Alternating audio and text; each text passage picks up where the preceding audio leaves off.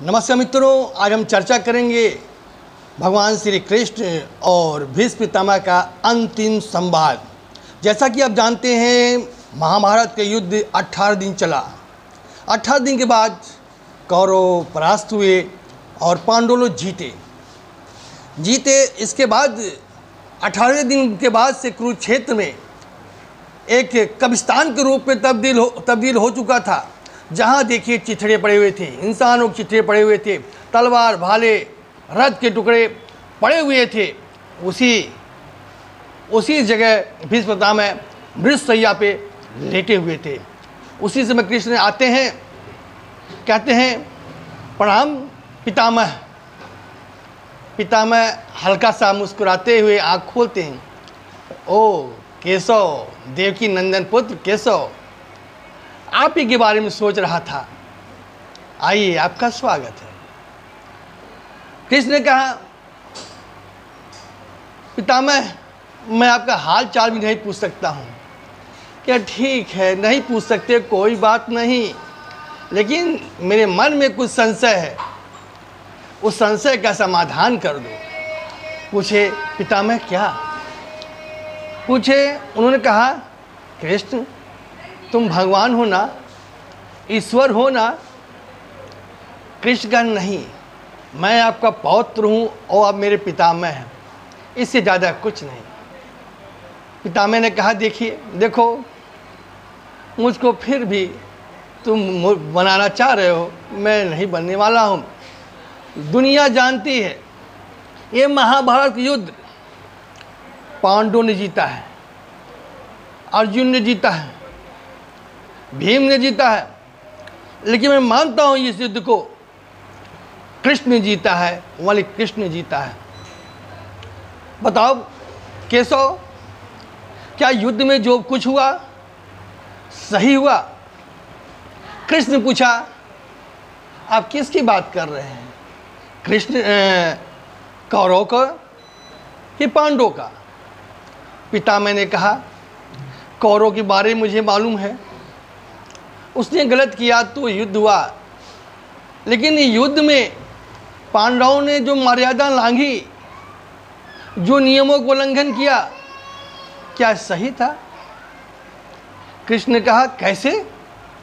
उन्होंने कहा, आचार्य द्रोणाचार्य का वध, दुर्योधन के जंघे के नीचे प्रहार करना, दुशासन का सीना चीर देना कहाँ से नैतिक था?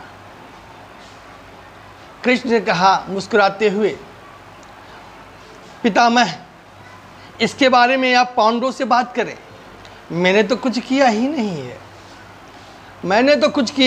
है। पितामह ने कहा, फिर भी अनैतिक था कि नहीं, मानते हो कि नहीं? कृष्ण ने कहा, इससे कुछ अनैतिक नहीं है, अनैतिक नहीं है। युद्ध जीतने के लिए ये करना पड़ता है।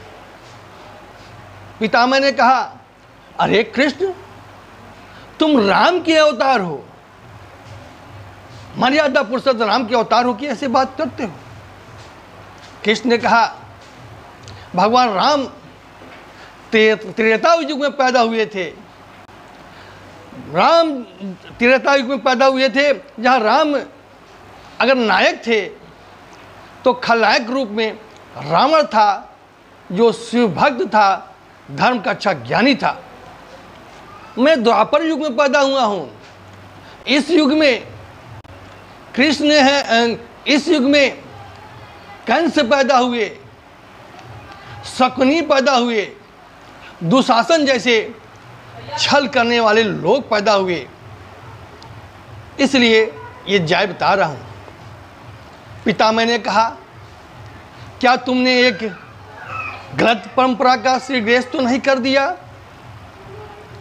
कृष्ण का नहीं महाराज, कलयुग आने वाला है। कलयुग में हर इंसान को कृष्ण से मजबूत फैसले लेने पड़ेंगे, क्योंकि में कंस दुर्योधन से भी ज़्यादा खतरनाक खलनायक आने वाले हैं, जो हमारे धर्म का नाश करने के लिए आतुर रहेंगे। ऐसे में किसी इंसान को ईश्वर का इंतजार नहीं करना होगा, धर्म की रक्षा में स्वयं कठोरतम फैसला लेना होगा। देखिए, कभी ईश्वर आकर के आपको आपकी रक्षा नहीं करेंगे। मैंने भी महाभारत में कहाँ प्रकट हुआ, पांडवों ने युद्ध लड़ा और जीता। उसी तरह कल युग में भी इंसानों को धर्म की रक्षा के लिए आगे बढ़ना होगा और धर्म को बचाने के लिए कुछ भी करना पड़े करना होगा।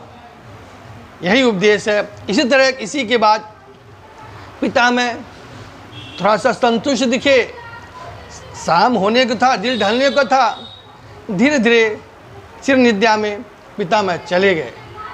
धन्यवाद। मैं रमस्ताना, गोरखपुर से।